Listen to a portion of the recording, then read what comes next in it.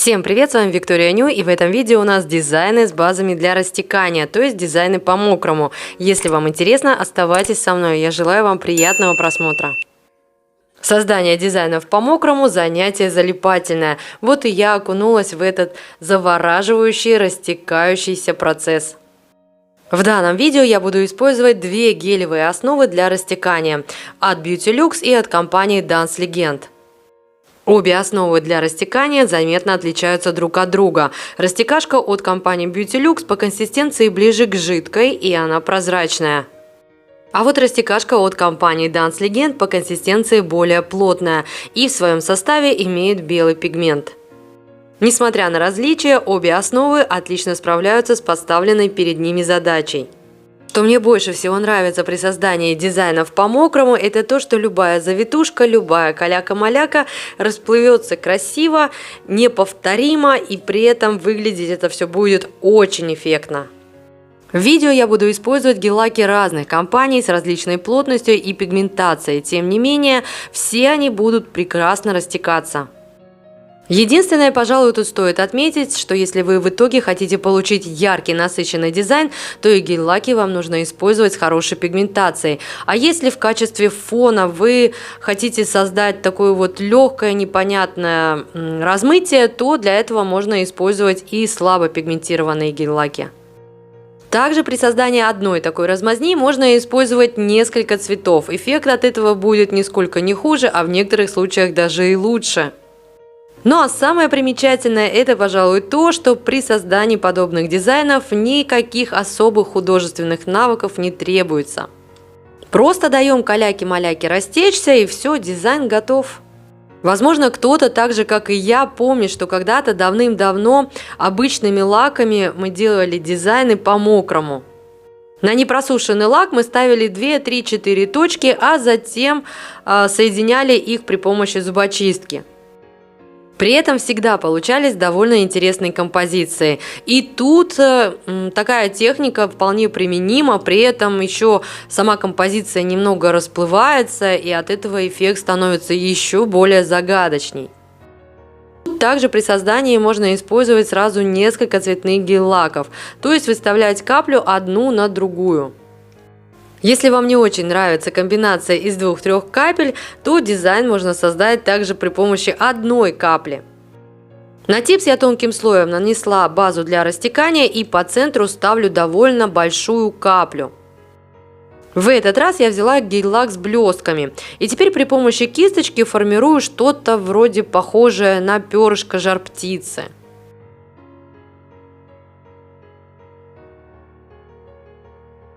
Также из одной такой большой капли при помощи кисточки можно сформировать фантазийный цветочек. Друг на друга гель-лаками разного цвета я выставляю капли, после чего кисточкой формирую цветочек. Если цветной гель-лак по консистенции плотный и густой, соответственно, растекается он медленнее. А если цветной гель-лак жидкий по консистенции, то, соответственно, он растекается пошустрее. Не обязательно в одной композиции использовать все цветные гель-лаки с хорошей пигментацией. Наоборот, композиция получается более интересной, если в ней использовались как густые, так и жидкие гель-лаки. Один цвет расплывется широко, хорошо, а другой, скажем так, не так хорошо расплывется. Тем не менее, композиция от этого хуже не станет. В любом случае, как я уже сказала, процесс этот увлекательный, залипательный, не требующий каких-то четких движений, и, соответственно, остается только взять и начать творить. Тем не менее, на мой взгляд, прежде чем создавать такие дизайны на клиентах, либо на себе, лучше все-таки потренироваться на типсах. Теперь давайте попробуем создать а-ля 3D эффект. На типс я нанесла белую базу для растекания от Dance Legend, и теперь цветным гель-лаком я типа рисую веточку с листочками и еще там какие-то там цветочки. Жду, пока это дело хорошо растечется, затем полимеризую в лампе в течение 1 минуты. Для дальнейших действий мне понадобится прозрачная база для растекания от Beauty Lux. Ее я наношу поверх первой композиции. И теперь поверх первой композиции рисую примерно то же самое. Таким образом, можно сделать и третий слой. На самом деле покрытие от этого особо толще не станет, так как слой именно базы для растекания мы выкладываем довольно тонкий. Тут, конечно, можно добавить прорисовку тонкими линиями, золотишко, серебришко. Просто возьмите на заметку такой вариант именно наложения рисунка друг на друга, а остальное вы уже дополните по своему вкусу. Также при помощи наложения легко и быстро создаются мраморные текстуры. На первый тонкий слой базы для растекания дрожащей рукой я наношу хаотично какие-то полоски. Жду, пока они хорошо растекутся. Затем полимеризую в лампе в течение 1 минуты. После полимеризации наношу второй тонкий слой базы для растекания и опять дрожащей рукой ляпаю полосочки. Вторым слоем можно взять гель-лак темнее или светлее, для того, чтобы вот эти вот самые расплывшиеся полосочки отличались друг от друга. Снова полимеризую в лампе в течение 1 минуты и выкладываю еще третий слой. Теперь я буду уже вот эти вот самые полосочки, прожилочки тонкой кисточкой прорисовывать серебристой гель-краской. Гель-краска медленнее расплывается, но в данном случае это скорее плюс, нежели минус. Просто для черного типса я взяла золотистый гель-лак с микрошиммером. И вот он как-то очень быстро расплылся. И в итоге вот эти прожилки, они получились не совсем такими, какими я их хотела видеть. Думаю, многие помнят дымчатый дизайн. При помощи баз для растекания такой дизайн можно очень легко и быстро сделать. Поначалу кажется все какой-то калякой-малякой, но затем эта каляка-маляка красиво расплывется, и вот вам, пожалуйста, дымка.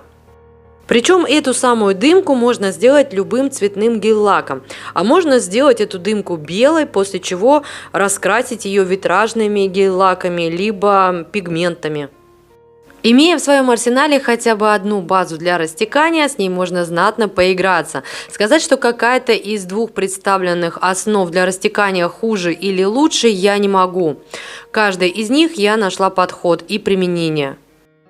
Но прозрачная база от Beauty Lux позволяет сделать наложение 2 либо 3 слоев, в отличие от белой базы для растекания от Dance Legend. Но белая база для растекания от компании Dance Legend на черном фоне, она является также и подложкой, на которой хорошо видны цветные гель-лаки. И это, на мой взгляд, тоже неоспоримый плюс. Если говорить про черную подложку, про черный фон, то при работе с прозрачной базой для растекания от Beauty Lux сначала мы на типс наносим тонким слоем базу для растекания, а затем белым гель-лаком создаем композицию. И вот уже созданную композицию при помощи белого гель-лака можно раскрасить в любой понравившийся вам цвет. Именно в этом случае белый гель-лак должен быть плотным и пигментированным, иначе он быстро расплывется в дымку, в ту, которую я показывала чуть раньше. Ну и после минутной полимеризации всю эту красоту можно раскрасить теми цветами, которые вам больше нравятся. Те, кто давно на моем канале, знают, что я люблю стемпинг, поэтому я не могла не попробовать все это дело в стемпинге. На типсе я отпечатала понравившийся мне рисунок. Жду буквально пару минут, пока лак для стемпинга хорошо высохнет. Затем прям поверх стемпинг рисунка наношу прозрачную базу для растекания от Beauty Lux. И тут хочу заметить, что основа для растекания не смазывает стемпинг рисунок. Затем расставляю яркие акценты, которые в итоге сами собой расплывутся. И в принципе все, дизайн готов. Вот вам и, пожалуйста, раскрашенный стемпинг. Причем, если базу для растекания нанести именно на отдельно взятую композицию, то и цветной гель-лак не растечется туда, куда не нужно. Пожалуй, самый популярный дизайн при помощи основы для растекания – это розочки. Ну и в данном видео, конечно, без розочек не обойдется. Пока вы наблюдаете за незамысловатым процессом, поделюсь еще некоторыми наблюдениями. Обе базы для растекания я всегда наносила тонким слоем. Тут даже средний слой абсолютно ни к чему. Если вы думаете, что по среднему слою гель-лак будет лучше растекаться, то на самом деле это не так. Интенсивность растекания тут скорее зависит не от слоя самой базы для растекания, а именно от того, какой цветной гель-лак вы используете, более плотный либо более жидкий. Также при создании дизайнов на клиенте толстый слой базы для растекания за время, пока вы создаете дизайн на ноготке, может стечь боковым валиком, а это, согласитесь, ни к чему. Теперь давайте основу сделаем цветным плотным гель-лаком, а вот уже капельки будем выставлять белой базой для растекания от Dance Legend. Какой-никакой цветочек, конечно, получается, но вот этого самого красивого расплытия, размытия уже нет. Соответственно, эффект уже совсем другой. Теперь на прозрачную базу для растекания я поставлю точки при помощи густой плотной гель-краски для стемпинга. Гель-краска для стемпинга плотная и густая, растекаться особо она не торопится. Тем не менее, дождавшись именно того результата, который мне нужен, отправляю в лампу на 30 секунд. За это время гель-краска для стемпинга не просохнет. Да, я это знаю. Но давайте посмотрим, какой эффект получится. Жидкостью для снятия гель-лака я удаляю гель-краску для стемпинга. И вот посмотрите, какой эффект получился.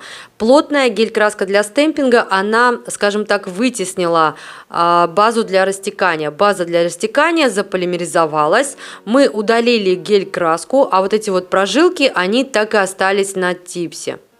На мой взгляд, получился тоже довольно интересный результат.